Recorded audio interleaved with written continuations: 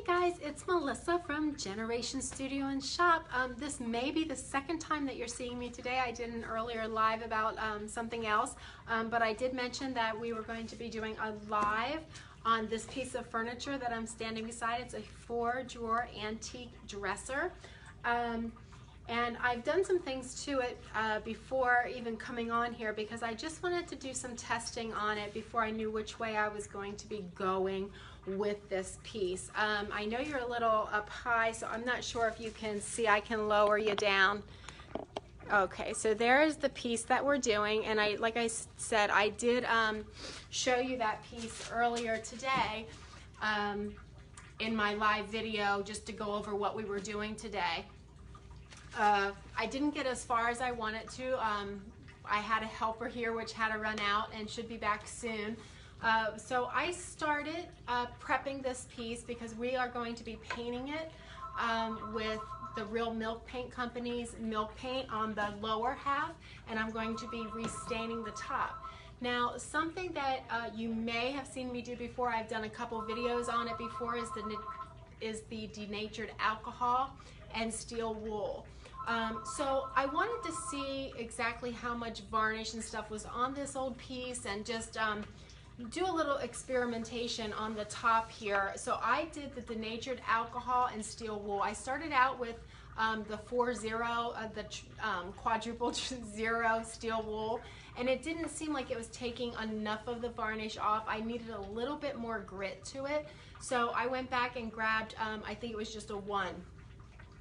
Steel wool in the number 1, and that seemed to do much better. It didn't seem to me like there was a whole lot of varnish on here, and it surprises you sometimes. You know, sometimes you're thinking, oh, this will just come off like a piece of cake. Well, I was scrubbing and scrubbing with it, but I am still going to go with the denatured alcohol and the steel wool, and I'll show you why. I'll pull you down if I can. But I did this end in the denatured alcohol and steel wool, and really, I'm sorry you guys, I cut off my head because I lowered the piece for you, or lowered the camera for you.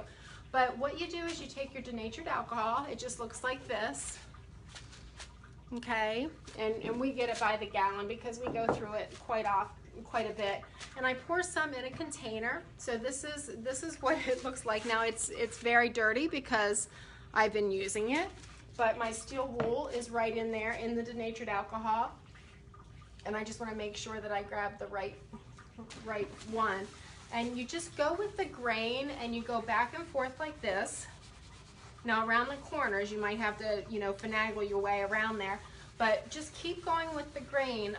With this being a piece of veneer on the top, you want to make sure that, you wonder why I'm not just sanding it. Well, with veneer, this piece I could tell by looking at it at the very edge, it is such a thin piece that I didn't want to go through the veneer, and that's why I try to save a lot of these pieces that way.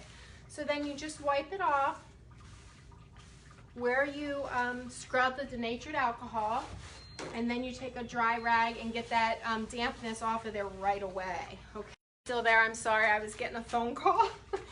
It never fails. Every time I try to go live, I get a telephone call, or the phone here was ringing and I couldn't answer it because nobody else was here, and then the phone just started ringing and somebody came in. So if I have to pop away, I really do apologize.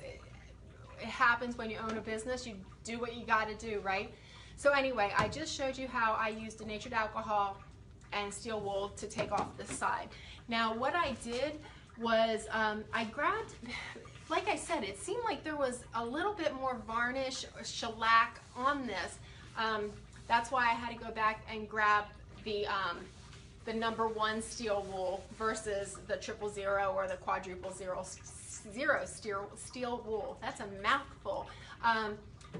But when I got the 1, it came off just like it does all the other pieces that I've tried it on before. And if you're not familiar, I can grab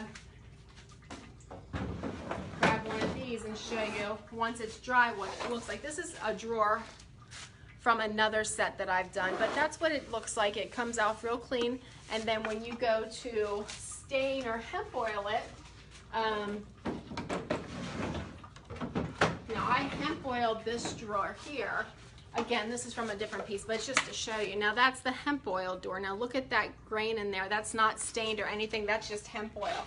So when I get to that piece, which I keep putting off because it's not for anyone except for myself. It's my grandmother's piece, so I work on it while I can, but since I've been pretty busy, that keeps going to the wayside. So anyway, because I was struggling a little bit with getting this off, I thought I would also grab the citrus strip and see what that did for me. I use this citrus strip because I can't stand a lot of really big smells or anything. And so I did the citrus strip just on this other little end. I did maybe that wide of a piece.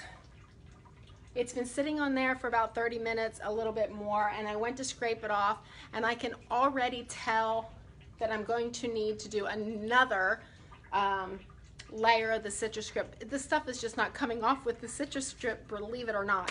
I can pull you down there and show you possibly.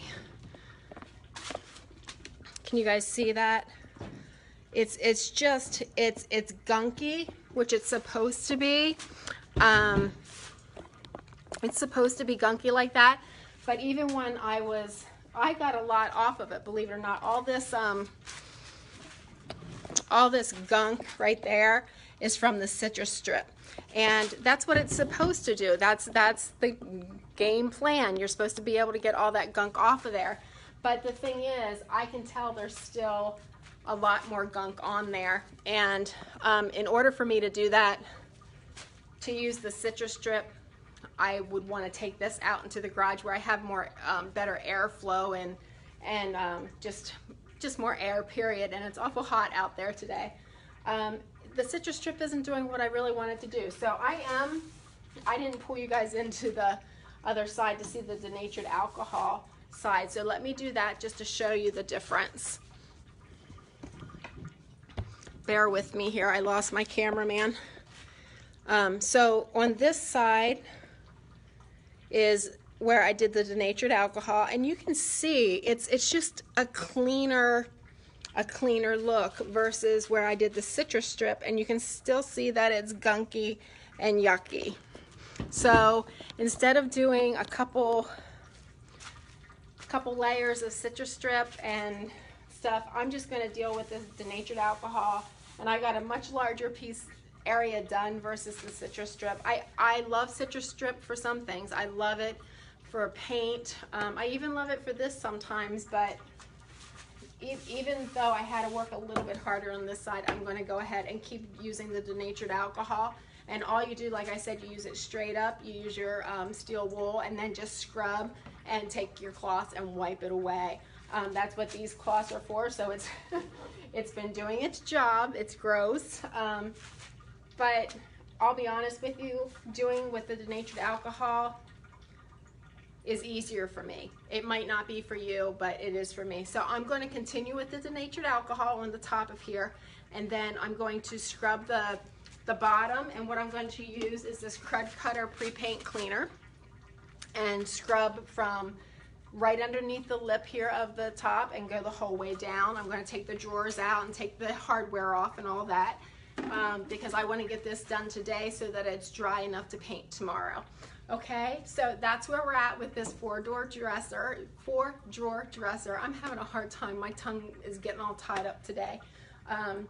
But yeah, that's where we're at, and I'll be back tomorrow. I'm actually going to try to schedule the painting of this tomorrow. If I can, based on what I get done in the back, okay? All right, you guys, have a great day. Try to stay cool out there if you're in a very hot, humid area. Talk to you later. Bye.